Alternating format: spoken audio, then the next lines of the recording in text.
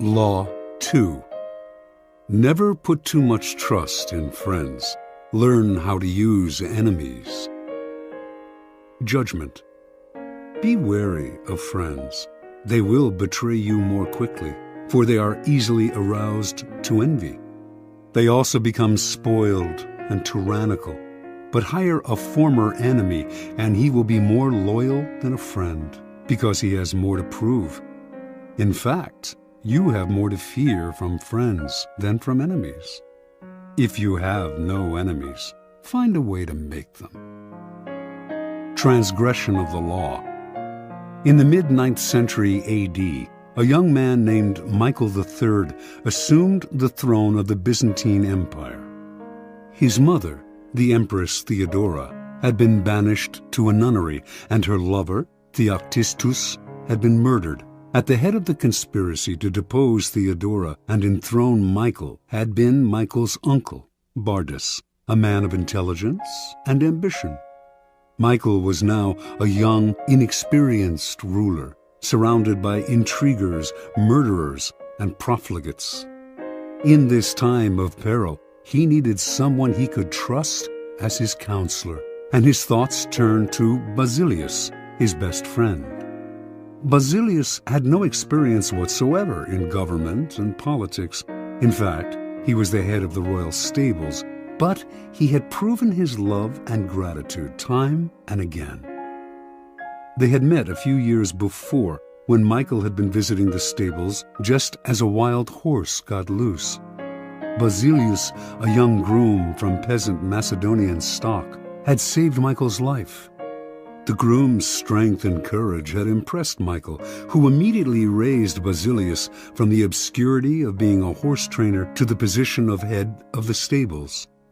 He loaded his friend with gifts and favors, and they became inseparable.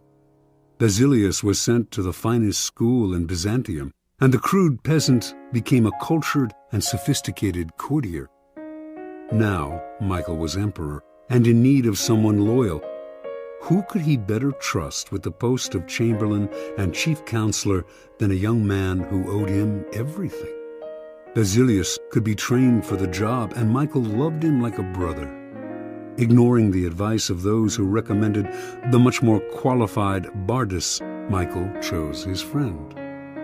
Basilius learned well and was soon advising the emperor on all matters of state. The only problem seemed to be money. Basilius never had enough. Exposure to the splendor of Byzantine court life made him avaricious for the perks of power. Michael doubled, then tripled his salary, ennobled him, and married him off to his own mistress, Eudoxia Ingerina. Keeping such a trusted friend and advisor satisfied was worth any price.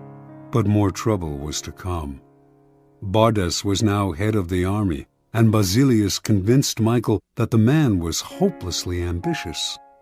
Under the illusion that he could control his nephew, Bardas had conspired to put him on the throne, and he could conspire again, this time to get rid of Michael and assume the crown himself.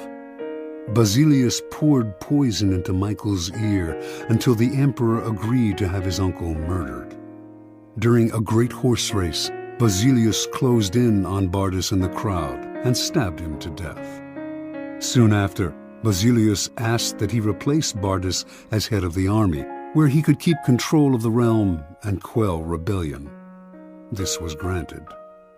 Now Basilius's power and wealth only grew, and a few years later, Michael, in financial straits from his own extravagance, asked him to pay back some of the money he had borrowed over the years. To Michael's shock and astonishment, Basilius refused, with a look of such impudence that the emperor suddenly realized his predicament.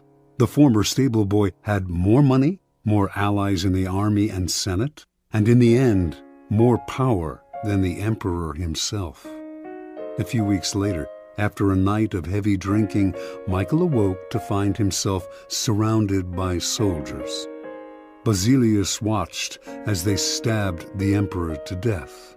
Then, After proclaiming himself emperor, he rode his horse through the streets of Byzantium, brandishing the head of his former benefactor and best friend at the end of a long pike. Interpretation. Michael staked his future on the sense of gratitude he thought Basilius must feel for him. Surely, Basilius would serve him best. He owed the emperor his wealth, his education, and his position. It was only on the fateful day when the emperor saw that impudent smile on Basilius's face that he realized his deadly mistake. He had created a monster. He had allowed a man to see power up close, a man who then wanted more, who asked for anything and got it, who felt encumbered by the charity he had received and simply did what many people do in such a situation. They forget the favors they have received and imagine they have earned their success by their own merits. At Michael's moment of realization, he could still have saved his own life, but friendship and love blind every man to their interests. Nobody believes a friend can betray, and Michael went on disbelieving until the day his head ended up on a pike. Keys to power. It is natural to want to employ your friends when you find yourself in times of need. The world is a harsh place, and your friends soften the harshness. Besides, you know them. Why depend on a stranger when you have a friend at hand? The problem is that you often do not know your friends as well as you imagine. When you decide to hire a friend, you gradually discover the qualities he or she has kept hidden. Strangely enough, it is your act of kindness that unbalances everything. People want to feel they deserve their good fortune. The receipt of a favor can become oppressive. It means you have been chosen because you are a friend, not necessarily because you are deserving. There is almost a touch of condescension in the act of hiring friends that secretly afflicts them. The injury will come out slowly, a little more honesty, flashes of resentment and envy here and there, and before you know it, your friendship fades. The more favors and gifts you supply to revive the friendship, the less gratitude you receive. All working situations require a kind of distance between people. You are trying to work, not make friends. Friendliness, real or false, only obscures that fact. The key to power, then, is the ability to judge who is best able to further your interests in all situations. Keep friends for friendship, but work with the skilled and competent. Whenever you can, bury the hatchet with an enemy and make a point of putting him in your service. Never let the presence of enemies upset or distress you. You are far better off with a declared opponent or two than not knowing where your real enemies lie. The man of power welcomes conflict, using enemies to enhance his reputation as a sure-footed fighter who can be relied upon in times of uncertainty.